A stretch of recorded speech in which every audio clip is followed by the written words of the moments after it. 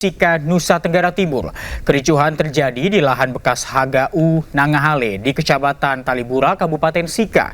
Puluhan warga adat mengadang perusahaan Krismara yang ingin membersihkan lahan hingga terlibat bentrok.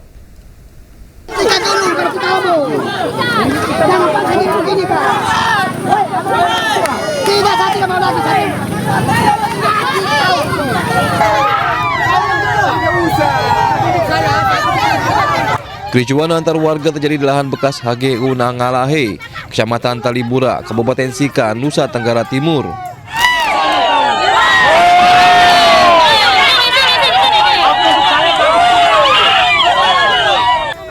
Masyarakat adat yang bermukim di lahan ini mengadang puluhan kendaraan alat berat milik perusahaan Krismara yang hendak masuk untuk membersihkan lahan. Kemarahan warga memuncak saya mengetahui sejumlah pohon di lahan ini ditebang oleh pihak perusahaan.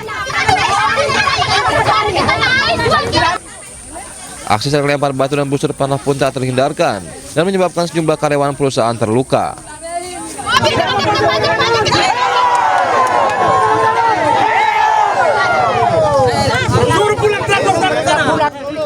Sementara aparat yang bertugas kewalahan menahan emosi warga. Akibat peristiwa ini, arus lalu lintas di Jalan Trans Flores macet total. Dari pusat ini bantuan dari Lewatobi. Masa jalan tertutup begini, bagaimana kami lewat? Oh, ini mau antar ke Lewatobi? Lewatobi, bantuan dari. Tertahan di sini. Sudah 1,5 jam ke 2 jam. Dengan kondisi ini ya, bagaimana harapan Bapak kepada? Tolong buka jalan kami lewat antar orang ada lagi butuh ini air ini, penampungan air. Masa mereka jalan begini pada sana bagaimana? Warga berjanji akan terus berjaga di lokasi untuk mengadang pembersihan lahan. Sementara perusahaan Krismara juga akan tetap berupaya melakukan pembersihan meski ada perlawanan dari warga. Dari Kabupaten Sika, Nusa Tenggara Timur, Joni Nura, iNews melaporkan. Pemirsa, kebakaran melanda Rumah Sakit Umum Pengayoman, Cipinang, Jakarta Timur. 28 pasien yang tengah dirawat berhasil dievakuasi.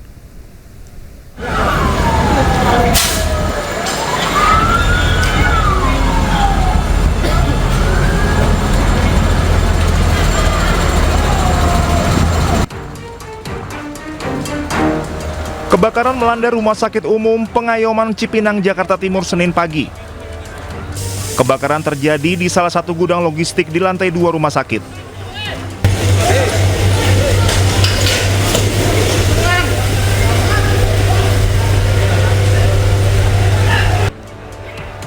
Kebakaran ini sempat menimbulkan kepanikan warga sekitar. Kepala Subdirektorat Kerjasama Ditjenpas Rika Apriati mengatakan kobaran api berhasil dipadamkan setelah 7 mobil damkar dan petugas dikerahkan ke lokasi. Tidak ada korban jiwa dalam musibah ini. Kita punya 28 pasien, sudah dievakuasi dan sekarang semua dalam kondisi kondusif dan pemulihan. Kami mohon doanya agar rumah sakit ini dapat segera pulih dan dapat beroperasi seperti sedia kala. Sementara 28 pasien yang tengah dirawat sudah dievakuasi. Belum diketahui penyebab kebakaran, saat ini RSU Pengayoman masih dalam pemulihan. Dari Jakarta, Rio Manik Anyus melaporkan. Hujan deras disertai angin kencang melanda wilayah Cipayung dan Citayam, Kota Depok Senin sore. Warga panik karena sejumlah atap toko terbang terhempas kencangnya angin. Asyhadu anna Muhammadur Rasulullah.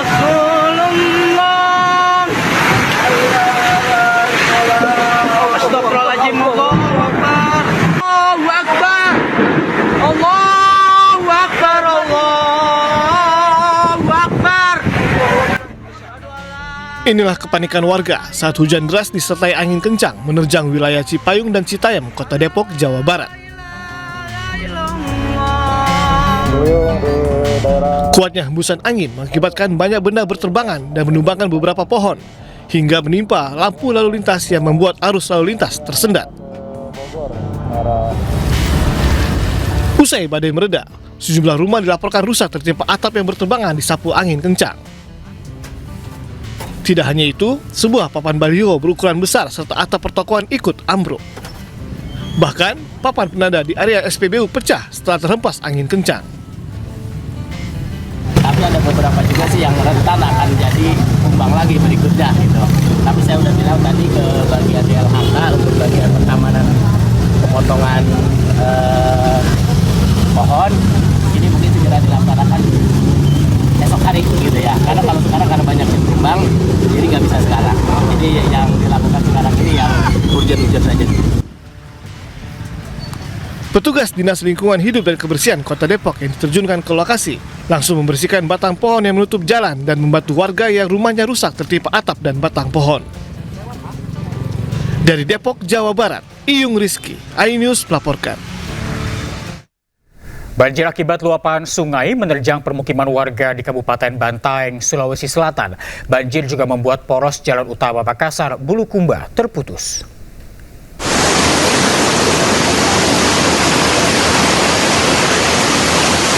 Depan rumahnya menaik.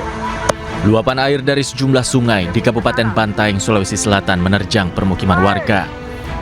Banjir terparah terjadi di wilayah Kelurahan Bontosunggu, Kecamatan Bisapu, Kabupaten Bantaeng, Sulawesi Selatan. Derasnya arus yang melintasi permukiman membuat warga panik. Banjir diduga dipicu curah hujan dan diperparah dengan meluapnya sejumlah sungai. Tak hanya permukiman, banjir juga merendam pasar, swalayan, terminal, dan sebagian jalan poros utama Makassar, Bulukumba. Adapun lokasinya berada di 2 kecamatan, yaitu Kecamatan Bisapu dan Kecamatan Bantaeng. Khusus untuk area permukiman, diantaranya adalah untuk wilayah Gargia, kemudian asrama polisi, Jalan Elang, kemudian juga pasar, sentral, dan terminal. Kemudian juga yang terkena dampak banjir ini adalah akses jalan poros Jalan Pahlawan yang menghubungkan Bantaeng Bulukumba, sehingga sempat memacetkan jalur transportasi yang baik yang menuju ke Makassar maupun yang menuju ke Bulukumba. Tak ada korban akibat banjir ini, namun petugas masih mendata jumlah kerugian yang dialami warga. Dari Bantaeng, Sulawesi Selatan, Haris Kareng Mamo, iNews melaporkan.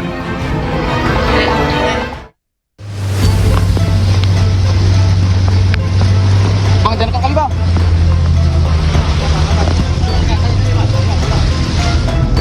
Umpat. Oke bang. Oke.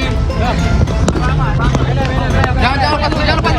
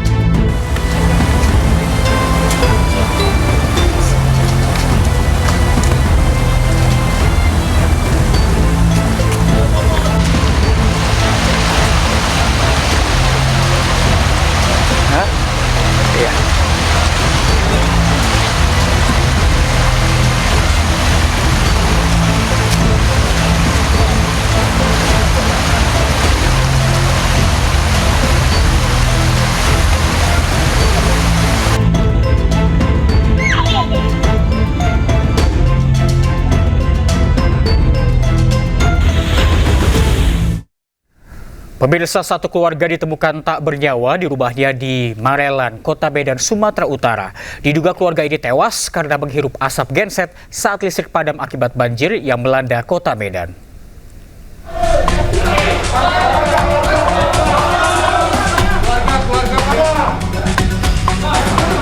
Warga digegerkan dengan penemuan 3 jasad satu keluarga yang terdiri dari ayah, ibu, dan anak di sebuah rumah di kawasan Pasar 4 Barat, Kecamatan Medan Marelan, Kota Medan. Kerabat korban tak kuasa menahan nangis melihat keluarga pengusaha depot air tersebut sudah tidak bernyawa. Saat ditemukan, pemilik rumah Sugandi bersama istrinya Juliana dan anak laki-lakinya Zaki 8 tahun meninggal dunia di dalam rumah dengan kondisi tubuh mulai mengeluarkan aroma tidak sedap. Sang istri ditemukan tergeletak di tangga menuju lantai 2, sementara Sugandi dan anaknya berada di dalam kamar.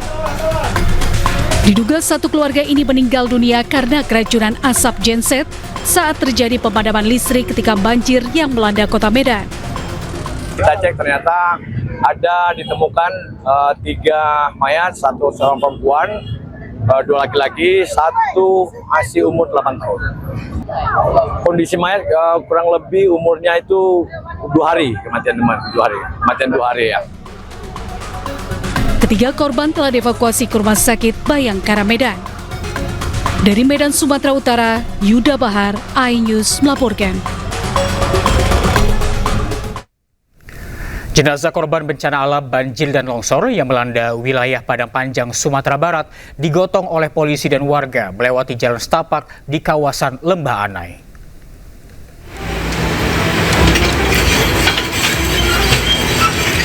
Beginilah evakuasi jenazah korban banjir bandang oleh petugas kepolisian dan dibantu warga di kawasan Lembah Anai.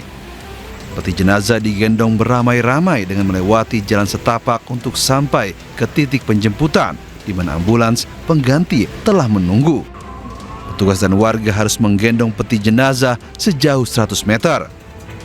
Sistem transfer antar ambulans ini dilakukan guna mempercepat mobilitas dan memberikan kemudahan kepada keluarga korban untuk disemayamkan di rumah duka.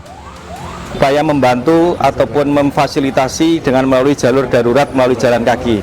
Jadi teknisnya apabila ada korban dari rumah sakit yang urgent dapat kita bantu, yaitu dengan transfer antar ambulan. Jadi ambulan di standby-kan di 2 tempat. Jadi melintas melalui jalur yang melalui pinggir rel ataupun di tengah hutan tersebut. Sebanyak 6 titik badan jalan di Lembah Anai kini rusak parah dan 1 titik dinyatakan putus total. Polisi pun menutup total jalur Lembah Anai dari seluruh jenis kendaraan. Dari Padang Panjang, Sumatera Barat, Agung Sulistyo melaporkan. Pemirsa, ratusan pengungsi korban banjir bandang di Kecamatan Pauh, Kota Padang mulai terserang penyakit ispa dan juga diare hingga kekurangan air bersih.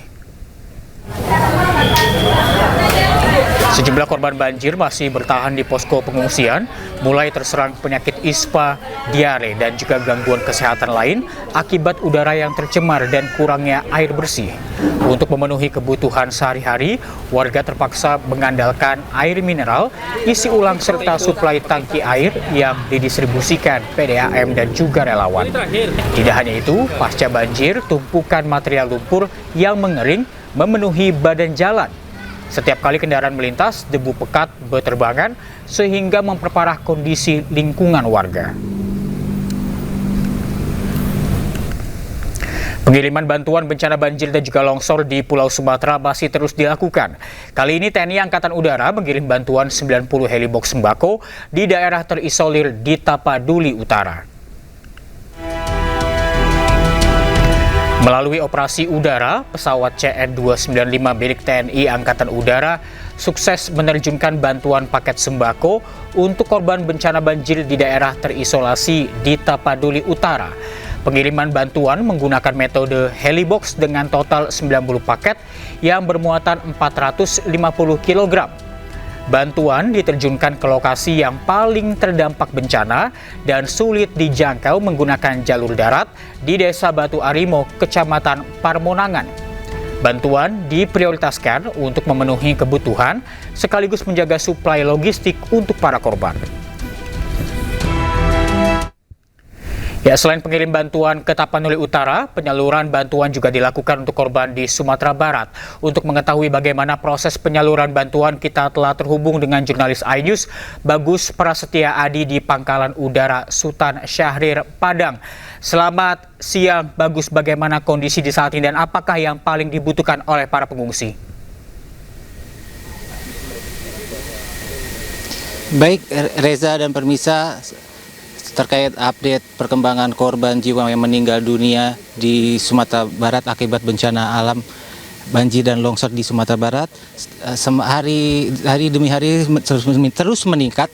Sebelumnya di Sumatera Barat korban meninggal dunia sebanyak 148 orang, dan saat ini data terbaru dari BNPB, korban meninggal dunia di Sumatera Barat mencapai 165 orang dan masih belum ditemukan sebanyak 114 orang. Bisa kami informasikan bahwa di wilayah Sumatera Barat ini di Kabupaten Agam masih menjadi kabupaten yang korbannya terbanyak akibat bencana alam yang terjadi di Sumatera Barat. Untuk di Kabupaten Agam sendiri sebanyak 118 orang meninggal dunia dan 27 masih dinyatakan hilang.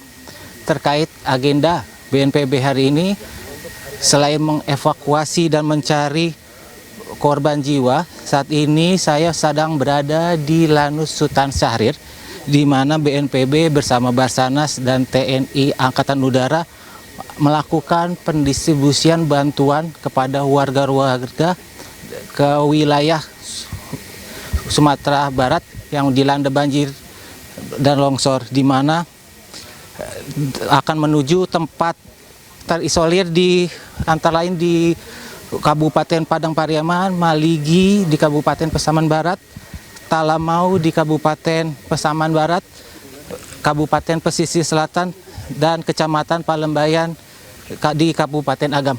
Untuk mengetahui bagaimana proses pendistribusian paket sembako dan lainnya, saat ini saya akan mencoba berbincang kepada Komandan Lanut Sultan Syahrir, Kolonel Wahyu. Selamat siang, Bapak. Selamat siang, Pak. Ya, bisa diceritakan bagaimana proses pendistribusian bantuan hari ini, Pak? Ya, hari ini kami sudah menyiapkan jadwal penerbangan untuk dorongan logistik ke berbagai daerah yang memang tidak bisa dijangkau oleh transportasi darat, 8 sorti dengan berbagai macam kebutuhan yang memang diminta oleh masyarakat, yang tentunya data itu ada di BPBD yang disiapkan di terpadu di provinsi. Berbagai macam kebutuhan ini kami sudah melaksanakan 3 sorti, mungkin sisanya akan terus berlanjut. Dan mudah-mudahan kami siang ini mendapatkan bantuan dari heli Basarnas, 2 unit kembali, bisa menambah kapasitas untuk dorongan logistik. Untuk pendistribusian ini menggunakan berapa helikopter, Pak? Ya, seperti tadi saya katakan, saat ini kami ada kesiapan 1 heli Karakal dari TNI Angkatan Udara. Kemudian kami dapat perbantuan juga dari Basarnas 1 yang nanti akan bertambah menjadi 3. Kemudian dari Angkatan Laut juga kami menerima 1 pesawat. Kemudian 1 lagi dari pesawat BNPB. Mudah-mudahan siang ini juga dari rekan kepolisian juga akan mengirimkan 1 heli ke kami. Demikian. Untuk proses pengiriman sendiri, apakah ini setiap hari atau kondisional, Pak? Kami laksanakan ini dari mulai hari pertama.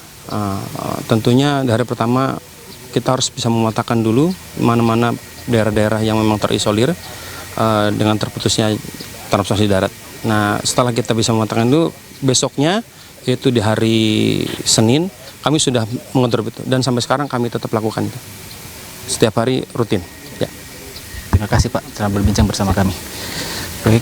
Pemirsa, ada pun logistik yang didistribusikan pada hari ini meliputi sembako berupa beras, minyak goreng, makanan bayi, serta selimut dan pakaian untuk warga yang terdampak bencana alam di Sumbar.